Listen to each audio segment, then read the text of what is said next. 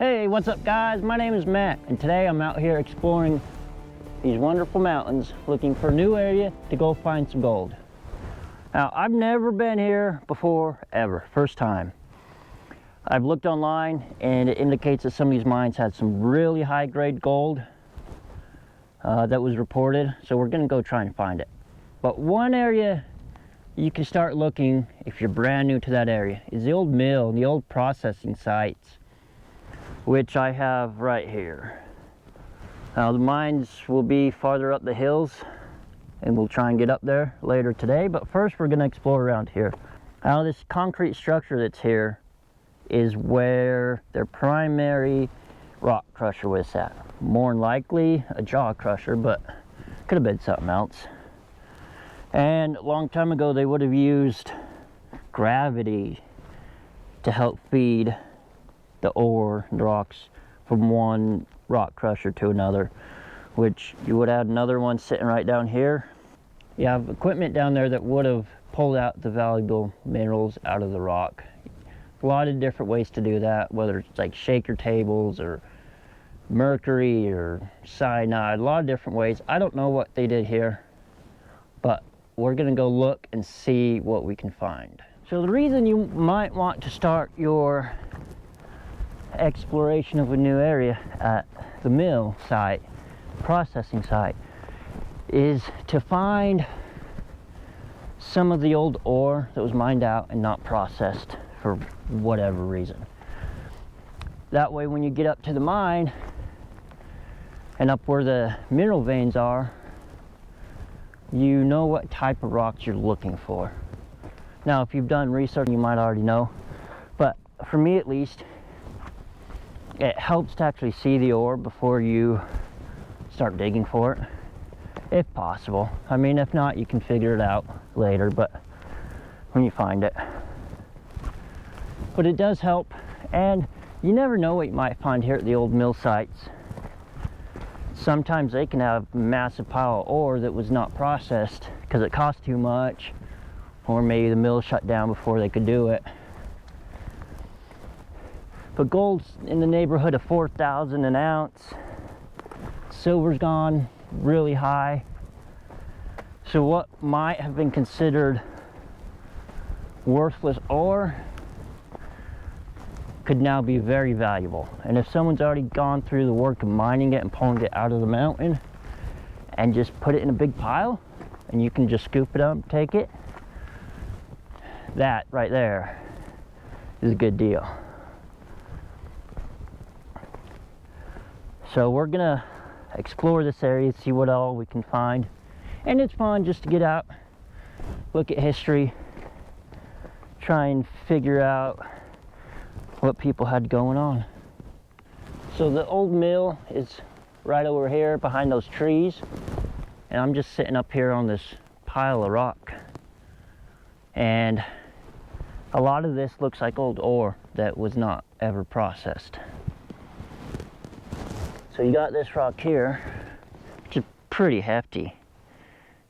Looks like some decent ore. Looks really good. You have greens, that's copper. There's also a lot of lead and silver in this area. Let's see here. See if that will show up. All over right through there.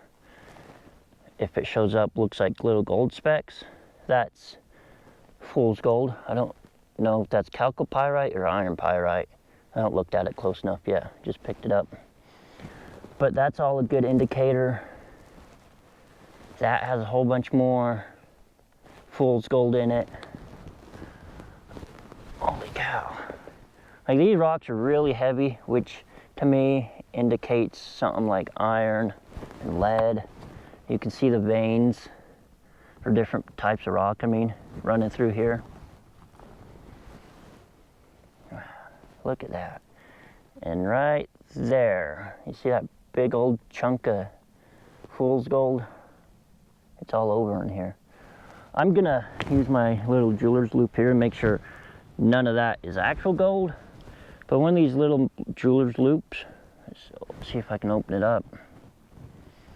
One of these little jeweler's loop, or a little magnifying glass.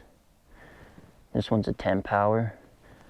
these are a tool that's very helpful out in the field. It lets you look at the different rocks and you can identify them a lot easier. But I'm gonna pick through here, throw a whole bunch in the sandbag, and see if we can find any gold in it, because some of this looks really good. Now I know looks can be deceiving, might be pretty worthless, I don't know. But we're gonna take it and see what we can find, because there's a huge pile there. Like, it would take me a month or more with a shovel to dig this all up. So we're gonna take a bag and see what else we can find. So we have another pile of rock here. This is a lot bigger rock, but you can tell it also looks like mineralized ore. Whole bunch of fool's gold. There's some green and a little bit of blue right there. So there's a lot of copper in here. Let's see if I can get this rock out. Huh, that rock there looks a lot different than some of this, but looks like really good rock. And so we're gonna take some, see if we can find any gold, maybe some silver. I'm sure it's in here. I usually don't deal with silver much, but you see right through here, more of the fool's gold and stuff. But you have like iron staining, the red. So this all looks really good to me.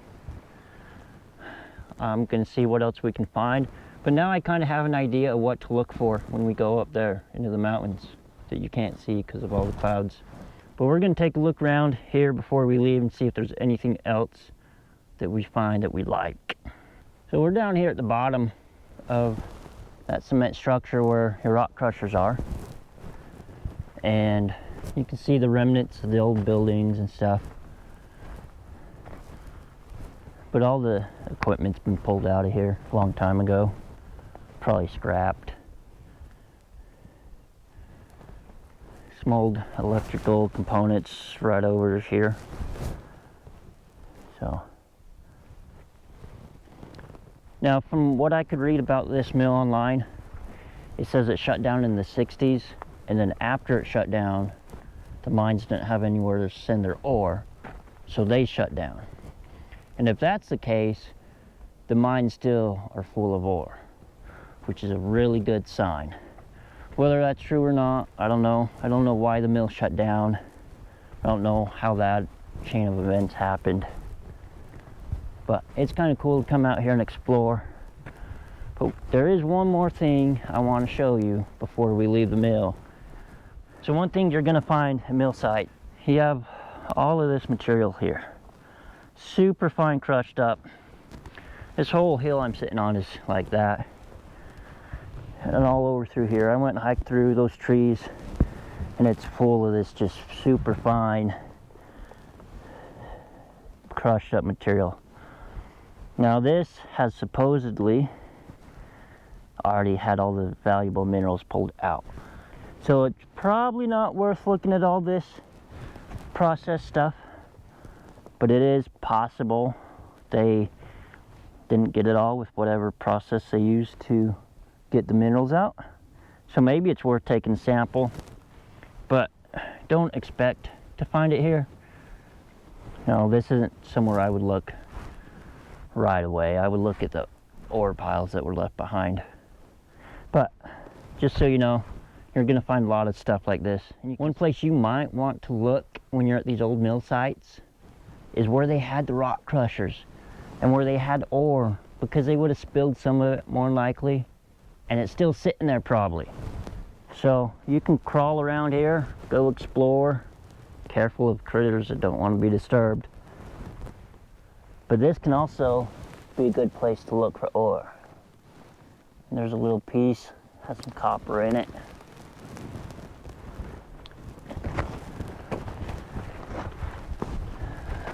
Now, this hill's kind of eroded a little bit, and that makes it hard to find. But I bet if we go dig right through here, we can find some good ore, as well as up here around the corner. There's a piece of something. Yeah, look at this. This pile of rocks might be good to poke through and sort through and see what you can find. So we got the 2 sandbags worth of material here behind me, and I weighed them at 100 pounds. One bag was 40, one bag was 60, and then there's that big rock we brought that was just over 20 pounds. So I'm gonna fire up the rock crusher here. We're gonna turn this into powder and see if we can get any gold out of it, because there's a lot more of this material to be had that we can go back and get.